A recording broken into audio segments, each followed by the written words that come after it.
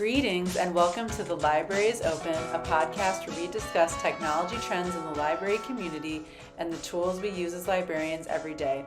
I'm your host, Elise Aiello, and joining us today are Rebecca and Tara from the University of Nevada, Reno. Stay tuned. Both of you, we are so excited to have you on The Library is Open podcast. It's episode 1 of the new season, so we're really excited. So could you just introduce yourselves real quick? Tell us, what each of you do. Sure. My name is Tara Radniecki, and I'm the head of the DeLaMare Science and Engineering Library here at the University of Nevada, Reno. My name is Rebecca Glasgow, and I'm the Engineering and Fabrication Librarian here at the University of Nevada, Reno. Fabulous. That is super exciting. And so, could you tell us a little bit more into detail about what your positions entail at the library? Sure. I've been at UNR now for about 9.5 years, and I actually started in Rebecca's position. And so I came in as the engineering librarian with a lot of responsibilities in our then kind of growing makerspace. And in that role, I have also, in addition to serving as the liaison to the College of Engineering, I'm the patent and trademark librarian, which dovetails nicely into both engineering and makerspace work.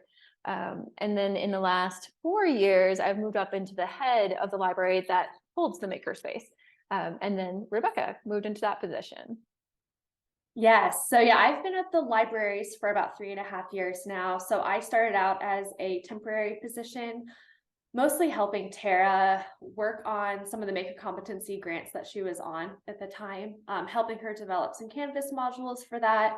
And I was also tasked with developing this Makerspace training program for our new employees. So her and the previous Makerspace manager had started to work on some of the training programs, but then I was able to continue the work and finish it up and get through, I think we've done 3 or 4 trainings now, which has been really great. And then I've recently moved into the engineering and fabrication library role. So now I'm working with faculty members to get students into the makerspace, get those classes in the space learning, transdisciplinary makerspace skills and competencies. Yeah, I can chime in. There's a third. So the 2 of us are part of the Makerspace team, and we have a third counterpart who is our day-to-day Makerspace manager, Makerspace specialist, Nick Granger. And so the 3 of us are responsible for running the space and developing and implementing all instruction programs through the space. Nice. Well, Rebecca, congratulations on your new role. And that's Thank you. Exciting. We are going to definitely delve a lot more into the makerspaces in just a little bit. But I always like to start off kind of asking how people got into the library world. What was your trajectory into that? So if each of you kind of talk about how you ended up where you are now. Well, I'm older, so I can start. I guess a lot longer career here. I've been a librarian about 15 years. So I kind of lucked into a great job at Loyola University Chicago, where I was half e-resources and half reference. And so I've always had a foot in kind of either the back end or technology heavy sides of things, as well as the liaison, more public service side of libraries. And so I remember at that very first job, this totally dates me, but tablets came out and all of a sudden people had Kindles and iPads. And so I was the volunteer who said, I will dig into how library resources will work on these tablets. I also implemented QR codes all over the place, which nobody used back in 2009. And then, so that was the role that really got me interested in kind of non-traditional technologies within libraries.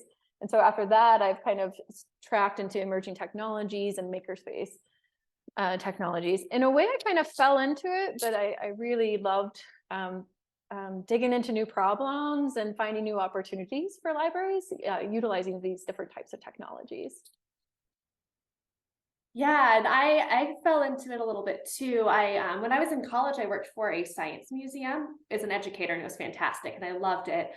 But then when I graduated, I worked for the College of Engineering for one of their outreach programs. And it was great, but it didn't quite fit what I wanted. I love science outreach, and I love being able to do informal education opportunities. So I decided to go to library school. And actually, my last semester, Tara had reached out saying that she has a job opportunity available to work in the Science and Engineering Library. And I thought that was the best thing ever. This was the library that I studied in when I was an undergrad. So it was such a good opportunity to come back give back to the community because I got so much from the library. So now it's really nice to be able to give back to the students. And I feel like the Makerspace was a really nice culmination of my experience working with the Science Museum and working with the College of Engineering. So now I get to kind of morph everything together into helping people within the library. I'll chime in and say, I remember Rebecca when she was a student. But she always hung out on the second floor where like real people studied, not on the loud floor where my desk was, but. Right, I know, I tried to get things done here. Actually, that made me think of a question. Do you have like a favorite study spot in the library, like when you were a student, or a favorite thing about the library from a student's perspective? Ooh, so back when I very first started studying here, we were a little bit more of a quiet library. And, you know, Tara, the head back then, got a little bit louder, but I loved studying on the third floor. We used to have these study carrels. It was kind of a circular formation, but I kind of could be in my own little cubby space. It was great. But it was also nice on that floor, the head of the library, Todd, he used to work there. So it was nice to just like chat with him for a little bit, just to get to know him as the librarian who like was on that floor. I never really had that experience in any other place that I studied on campus. So it was nice to get to know an adult in this space, and I felt a lot more connected to it. That's so awesome. I love that. Yeah, you remembered Rebecca when she was a student. That's so funny. And I just love that it was full circle. And also, I think a lot of listeners are going to identify with how the technologies have changed. When you talk about the QR codes first coming out, I was like, oh my God. And thinking about when tablets were first coming out. And I just feel so old now. But like, I clearly remember working in libraries when that was all first emerging. Oh yeah, and having no idea like, well, our databases work on these, and how do we get ebooks onto them? Oh, I was part of like the first DDA, like ebook acquisition implementation team. And like, we had all these questions, and now it's just so integrated into our daily work. Wow. Yeah, it's amazing how it's all transformed over the years. No, sure has. Gosh. Well, speaking of that, so what are some special circumstances or challenges that exist in your library, and how does utilizing open source help with that? I could maybe give, like, when we were thinking about this question, we thought maybe giving a little bit of history about our makerspace and our work would be helpful. We're one of the older academic library makerspaces. We actually started back in 2012. And so we've grown the space from kind of this really little startup and gone through that process of scaling up so that we can be more robust and offer services into more disciplines and classrooms. But we started really small, and we started with no dedicated staff in that space. Just like most spaces, we didn't have a lot of funds. We were able to buy equipment, but not necessarily even student employees or staff that could help us facilitate that. So it was a lot of us just weeding through, trying, failing, seeing what we could do. We eventually got to a model where we hired some student employees. They became our maker wranglers. I should do a shout out. We stole the name Wranglers from another place. So if you're the place that originated the concept of Wranglers as student employees, thank you, and we stole it. But so we call ours Maker Wranglers here. But we started with just 2 Maker Wranglers that would work occasional shifts. And then so it was a lot of librarians, you know, like I'm changing out a motherboard with a master's in medieval literature. It was a lot of learning on the fly. So some kind of really wonderful, but a lot of growing pains there. And so over the years, we acquired more equipment. We got more interest from non-engineering disciplines. Anybody, of course, can use our library and all of our resources, including community members. We're a land-grant institution. So we kept getting more and more interest, and eventually we were able to make the case for more dedicated staff. So now we have two full-time employees dedicated to that. And depending on the semester, anywhere from like maybe 8 to 10 wranglers, maker wranglers, student employees who work in that space. So I just want to do a shout out that everybody starts somewhere. And it has taken us a good decade of constant work to actually get to the point we are now. So, and some of the existing challenges we still have are when you're moving from that startup where people just kind of walk in and you're helping them one-on-one just as their needs arise, when you want to scale up and all of a sudden you want to start bringing classes that are 50 or 100 students and you want them to implement the Makerspace in this wonderful experiential learning kind of opportunity, all of a sudden you need to figure out different processes, workflows, and training became a big one for us. And so for open source, in my mind, a lot of this is information sharing with other colleagues. And even recognizing the differences between academia and public libraries and special libraries who are facilitating Makerspace services, but to a really different population. So Rebecca will talk a little bit more about like how the amazing colleagues that we have across the country who are really open with their training, with how they're running their programs, how they're offering services, when we really just couldn't like fathom how we were going to scale up at that time. And we certainly use some open source software and programs in the Makerspace. We use Kira and things like that. There's always issues with open source, especially when we think about support, certainly, but also like accessibility concerns, which is something we can talk about in our Makerspace too that we've been dealing with. But Rebecca, do you have anything to add to that? Or yeah, I mean, I think especially challenge-wise for us, with making sure that we had a good training program so that we can get our students caught up and be able to know these machines a lot faster than what they were learning before. So previously, it would take a student maybe a whole semester to get really comfortable using our laser engravers and our vinyl cutters. So we needed a training that was consistent and something where they can catch up a lot faster and get lots of more dedicated hands-on practice, because before they had to learn on the fly. They had to learn on the job, so they had to help people and learn the equipment at the same time, and it just wasn't as effective. So Tara wanted to create some form of an online training program that would just be able to help us to maneuver some of those challenges and hopefully maybe not solve all the challenges, but at least make it so that the students were a little bit more confident in their abilities to be able to do consultations with all these machines. And so, yeah, could you delve a little bit more into, because I think this is going to be the meat and potatoes of our conversation, and that's actually how we, learned about what y'all are doing is at the presentation you gave. Was it a few years ago at Computers and Libraries, or was it last year? just this past year. Okay. So just talking about kind of the evolution of this training program and how it, it evolved and developed. Could you dig a little deeper into sort of how you actually fleshed it out and how you built it out and how it's going now today? Yeah, and maybe I'll clarify a little bit of the background maybe on it too, and then Rebecca can jump into how she built out the program. So I maybe because I'll clarify that like the problems we were having where we had kind of a victim of our own popularity, which a lot of makerspaces hit that point where you have too many people coming into the space that you can no longer serve them adequately or safely. Like that's a big thing in makerspaces. We want to make sure our patrons can use our stuff and be safe. And so when you can't have eyes on all of them, I started getting really uncomfortable. So did our then makerspace manager, being like, there's too many people in this space for us to really adequately help just on this one-off sort of thing. And then besides the patron sides of things, as Rebecca mentioned, we also had maker wranglers that needed training. So we had always done an apprentice style training for our student employees. And typically they come from engineering disciplines, though we're really conscientious about making sure that we get other disciplines represented in that group of students.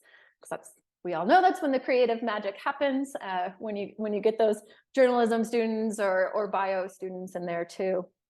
And so we had this apprenticeship model, and it was taking the students almost 6 months before they felt comfortable doing an independent consultation, helping somebody 3D model an idea, brainstorming solutions to a problem that somebody's bringing in. This piece is broken. How can I make it stronger? So it's just taking way too long and just putting way too much stress on our then makerspace manager and the other wranglers. So we had this twofold problem. And so when I was given the opportunity to hire Rebecca, I jumped at it and I asked her to first focus on the maker wrangler training so that we could have this really robust system where we could ensure consistent transfer of knowledge. We all have shortcuts. but we don't necessarily want them passed down from generation to generation just because of safety issues, or there might be a particular reason you're using a machine in that way that you're not aware of necessarily. And so we weren't always consistent as far as what new wranglers were being taught, as well as like the level of customer service that we wanted. So we really formalized that training. We also did that in conjunction with our library services in a lot of ways too. So the other students that work in our library, but not in the makerspace. So it was kind of this wonderful opportunity where we got to think really critically about how we can better prepare our students for success when they're working for us or they're just using our space. Yeah, and so the training program started out, it's held within the Canvas learning management system. So this is something that we're lucky enough that our university uses for the entire, all of our courses. So it's easy for us to be able to integrate it into the Makerspace just because it already exists and we don't have to pay an additional fee. There are some other programs out there like the Sakai learning management program that is free for people to use. And I've seen other academic makerspaces use this. There's also simple ways to be able to get the information to the students, like with a PDF or a Word document. As long as it's somehow written down and you can hand that off to the student, you can do this type of training program. Ours just happens to be in the Canvas learning management system. And it's nice because this management system is really easy to use. It's kind of plug and play. You can develop your content, put things on certain pages and be able to upload it easily. It's nice because it has assessment tools involved with it too. So I can post quizzes or assignments and have them post pictures of the assignment that they got completed. And it also has tracking tools. So I can see how my students are progressing through the training program and see if I need to intervene at certain times. And it's nice because the training program, it's a pretty beastly training program. It really goes through how to operate all of the machines that we have. And we have several different types of machines like laser cutters, final cutters, a few different types of 3D printers. We also teach students how to go through basic troubleshooting skills, how to conduct a consultation, how to develop a workshop. We also talk about library makerspace protocols and procedures, and just how to reference out within the libraries because they are library employees too. So it's a pretty beastly program that they have to go through. But it's all online. And we also offer an in-person training program as well that accompanies the online.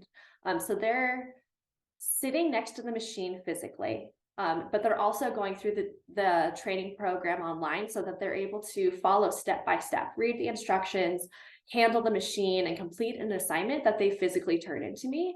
And then they have a chance to practice a few more times with different types of extra credit activities so that they really understand the machine. And they usually get about a full dedicated day per machine. So this gives them plenty of chances to explore the machine, figure out just basic troubleshooting on what works and what doesn't work so that they're better tooled up to help someone with all the different projects that come into the space. And what was nice is that when I first started, I had just graduated from library school. So I was still developing my own skills. So I had reached out to a few other universities that had integrated training programs into their curriculum. Places like the University of Texas Arlington and UNC Chapel Hill were really helpful to me. And they gave me access to some of their training documentation so that I could just see how they approached the learning process, how they maybe worded certain different things and the type of examples that they used. And I was able to use that and morph it into our own. So I big shout out to a few of the places that we had reached out to. It was really, really helpful. And we want to be able to do that for other people too. We want to be able to share our resources, especially with Canvas Commons. So if anyone has access to the Canvas Learning Management System, all of our stuff is uploaded to Canvas Commons so that you can see it freely. But I also have a box folder where people can access the PDFs of all of the training pages that I've developed too, with some additional documentation on how I went about making sure that everything was accessible. Other resources that maybe I thought were helpful, or YouTube videos that were really helpful to me. That is fabulous. And as you were talking, I was just thinking about how many public libraries I feel like could really benefit from this. I know they don't always use Canvas, but I think of all the different training programs that they require people to go through and how it would just transfer so well. So you've really developed an amazing program, and it's so cool that there's the online and the in-person option. I think that's fabulous. It's just that's so great. What, just out of curiosity, what is the most popular tool in the makerspace, or the most used tool there? It is definitely our Epilogue laser engraver. Top notch. People love using it. It has a pretty wide bed, and it has a rotary tool attachment. So people can engrave their hydro flasks or glasses or really whatever they want that's round. So people love coming in to do that. I'll also chime in and say, from a researcher standpoint, maybe the most popular, Rebecca can correct me if I'm wrong, but we were lucky enough to get some high-end RTAC 3D scanners, which really can just change the game. This isn't the 3D scanners of even just a few years ago. They're really robust and able to do a lot of detail. And so from a researcher perspective, reverse engineering something, or actually we've done some really amazing work with psychology utilizing our 3D scanners, but those have been more popular than you would think, considering they have such a learning curve. That's awesome. Well, I did see somebody, I was real quick tangent. Somebody had developed like a volcanic water bottle hydro flask situation, so it heats up water, or Yeah, so actually that was one of our student workers. She's an engineering student who just graduated, and every engineering senior has to take a capstone project where they have to develop a product. Essentially, they have to solve a problem and they have to create a physical prototype and then present on it. So their product was, yeah, it was pretty much something you could put around your hydro flask or your water bottle, and it's all 3D printed and it has electric components on the inside, so it heats it up to a certain temperature. So you, with an Arduino, you can decide what temperature you want it to heat up to, and it keeps it warm as long as the contraption is on your water bottle. It was really fun to see them in the makerspace. They were in the makerspace, I think, like every day for a couple of weeks, just tinkering with what they wanted it to look like, the different types of colors they want for their 3D print, and getting the right shape. So they had to 3D model everything in SolidWorks, making sure that it can fit around the specific water bottle that they were using. So it was a process for sure. it's so magical, I think, that to be able to watch that come to life, and the innovation the students have. It blew my mind. Just when I glanced at it, I was like, what? Somebody came up with that? That's so cool. That's amazing. Well, and I guess speaking of that, I mean, to finish off the conversation, and this might, take a little while to talk about, but just talking about the evolution of makerspaces in general. I mean, since you have been, sort of at the forefront of the makerspace scene, I mean, since 2011 or 12, you said, how do you see makerspaces in general evolving? And I know there's been a lot of trends that have come and go, but like, what do you see having a lasting effect? I mean, I say this, like Rebecca and I talk about this a lot, and we say this knowing like we're embedded in an institution of higher education, right? So our perspective is going to be really different from a public library or a special library. But for us, we really see, the spaces that are still in existence, that are still growing, that are still thriving, are really those that have taken to heart embedding the makerspace and all the amazing kind of maker competencies, these transdisciplinary skills Rebecca mentioned before, and embedding those into the curriculum, and particularly outside of engineering or lab-based sciences. I really think that's a trend that's going to continue. I mean, that's the work we've been focusing on a lot with partners from Arlington, from UT Arlington, and that's where we've seen the most impact and growth. Yes, we are the engineering library, so we have engineers in here all the time, and they're using the makerspace, which is wonderful and great. But there's something really special when you can bring in a journalism class or a paleo, one of our geography classes, and we start using the makerspace to help them think a little bit differently and critically about the knowledge they're acquiring in the classroom, and all of a sudden it starts kind of diving into real experiential learning or constructivism, and they're building these kind of new modes of knowledge in this space. So it's been really exciting for us. It's really hard It takes a lot of work, and it depends on building a lot of really strong relationships with faculty, teaching faculty, to really formulate these assignments and these experiences for students that, aren't just soldering something or 3D printing something, but it's really about focusing on all those skills that they're learning in this space that they could learn someplace else. But it's pretty fun and engaging for them to learn it in the makerspace. And it'll impact their career and their life later on. It really does help give them tools for lifelong learning. Yeah, and there's actually an example that I'm thinking about from this last semester that I thought was really impactful was we have a digital media class come in every semester. So this semester they were tasked with 3D scanning their partner's full body. And then they take that model of their 3D scan and they remix it in a 3D modeling program called Maya. And they're asked to think about like cyberfeminism and the concepts that they're learning from those topics and the research that they're doing, and be able to import those into their 3D model. And to be able to add different components, maybe add different types of clothing choices or different types of components, like different types of glasses or different types of hair that really reflects back to the literature and the research that they were doing. But one of the components that we do is we have them come into the space to 3D scan. Then we also integrate one of our maker competencies where we ask them to get feedback from their colleagues, their students, the student peers, just so that they're doing the process, but they're making sure that they get feedback from the different stakeholders and making sure that they're well-rounded enough that they're not just stuck in their silo of making, but that they're sharing and exploring with other people. And that feedback process is a really great way to understand the diversity of different ideas and seeing how other people see the topic and how they view your artwork at that point, and how you can be able to change and morph those ideas into a meaningful way so that other people can understand that process. So it was a fun class, and I feel like people really enjoyed being able to understand why feedback is so important, especially in the art field, and being able to get that there. I think it's a 300 or 400 level class. So being able to get it that late in their career before they graduate and go off into the real world.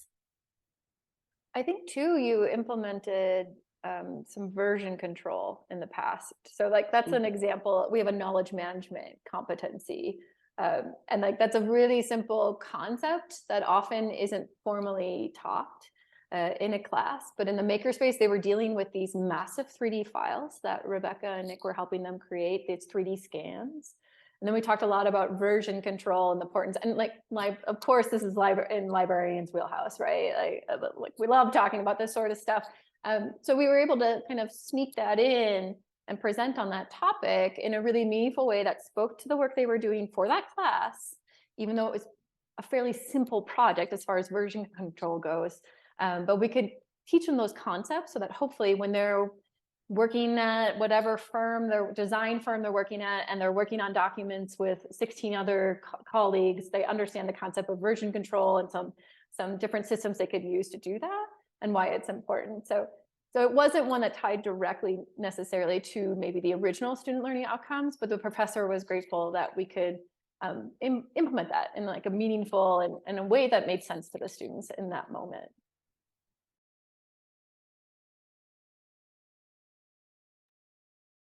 I'm just still mind blown by some of the applications you were describing, the full body scan. I mean, this is really, really advanced stuff, and it's just so unbelievable what y'all are doing. Is there anything else you'd like to add that we haven't touched on yet? I feel like it's a whole conversation, but yeah, if there's anything that you'd like to add, please go for it. I think maybe one of the things, and Rebecca could talk more about it, but like some of the goals for our training were really about like empowerment. We wanted our students, both the students that worked for us, but the patrons that were coming into the space, we wanted them to feel way more empowered. So I think when we struggled with the kind of the idea of requiring training, because it put up a barrier that we don't often like to do in libraries, put up any barriers to access. So we had to really get clear about why we wanted to do this training. And the training was obviously for safety and things like that. But it was really about, we don't want the student to only know how to laser engrave their hydro flask, which is very cool. And we've laser engraved thousands, I'm sure, at this point. But we would love if the student could also learn the full capabilities of the laser cutter, so that they could apply it in lots of different ways and think a little bit more creatively, and maybe solve some other problems with that laser cutter, that they wouldn't have been able to know about had we just done that one-off consultation with them and just showed them how to do the thing they were asking for. So I just wanted to stress that like, if anybody else is having those kind of feelings about barriers to access, we definitely wrestled with those ourselves. But I think it's been really empowering, and the students who go through the training and start using the space, they're more likely to come back. You see them again and again, more so than we did before, when people would just come in to do that one simple project and then not really get the full scope of what was possible and how they could utilize the space better.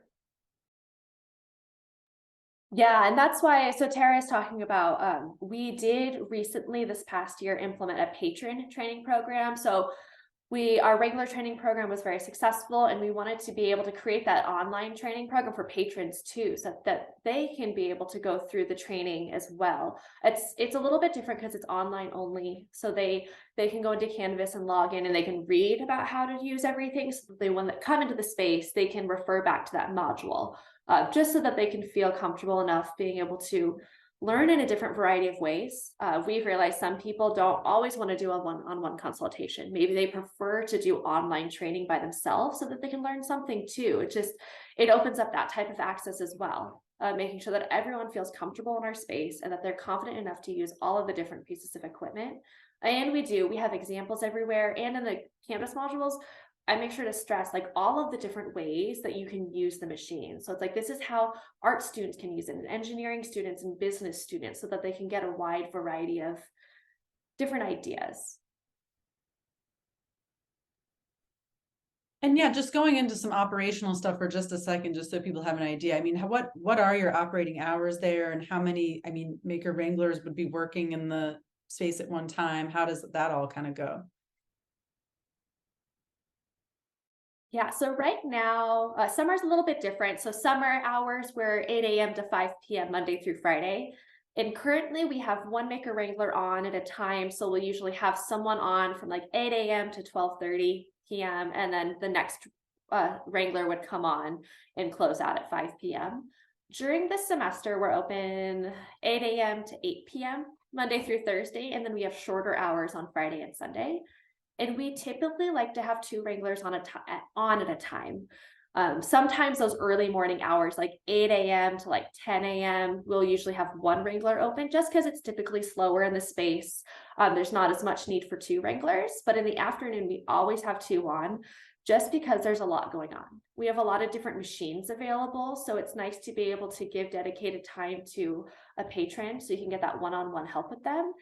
And it's nice to have someone just at the desk to answer questions, answer the phone, make sure that everyone is using things safely as well. Because when it gets really busy in this space, we want to make sure our Wranglers are aware of everything. So 2 on at a time really helps with that. And I'll clarify too that the hours Rebecca mentioned are the same hours for the rest of the library. So the Makerspace is always open when the library is open. That's awesome. That's awesome. Thank you. Well, where can people learn more about you? What are all your platforms, your website? Do you have social media? Tell us more where we can learn all the things. Yes, so we do have a Facebook and an Instagram account, so you can find us there. I can't remember the handle right now, so I can give that information later so we can put it up on the website. We also have, if people are interested in learning more about our Canvas training program that we've developed, we do have a box link that we can share out to, and this has all of the different PDFs and different Word documents talking about how we developed it and different resources that we can share out. And if anyone has Canvas, they can go on to Canvas Commons and look up the DeLaMare University libraries and look at the regular training programs that we developed. And we're always happy to chat with anyone. We've done lots of Zoom calls. Like I mentioned earlier, we've tried and failed at many things, and we are happy to share our lessons learned. And so we always enjoy talking shop with anybody who's maybe a little bit earlier on in the journey, or anybody who has better ideas for us. We'd love to hear them. yeah, you might be getting a lot of requests after that once this airs. So you'll see. Well, yeah, we will definitely be sharing all of that information. So thank you so much for being so, willing and open to sharing your knowledge that you've gained over the years. We really, really appreciate that. And it's a big service to the library world as this whole phenomenon continues to grow. So I just want to say thank you both so much again. And if there's anything else you'd like to add, any final thoughts, please do. But this has been an amazing conversation. And I so appreciate you taking the time to talk to us. Of course. No, thank you so much for having us. It's a really great opportunity for us to share what we've done and be able to talk to people about it, right? And hopefully inspire others to continue maybe training their student employees or patrons in a more effective and similar way. Yeah, definitely. Thank you so much. Things like this is how the profession moves forward, where we're not a resource heavy profession. And so being willing to share and work with each other can help us all go a much further than we would alone. Awesome. Sharing is caring. Well, thank you both so much again. And we will, share all the ways people can find you. And we look forward to chatting soon. Thanks so much. Thank you for joining us on today's episode of the Libraries Open podcast. For more information on the resources shared in today's episode, please see the show notes. Thank you so much. We'll see you next time.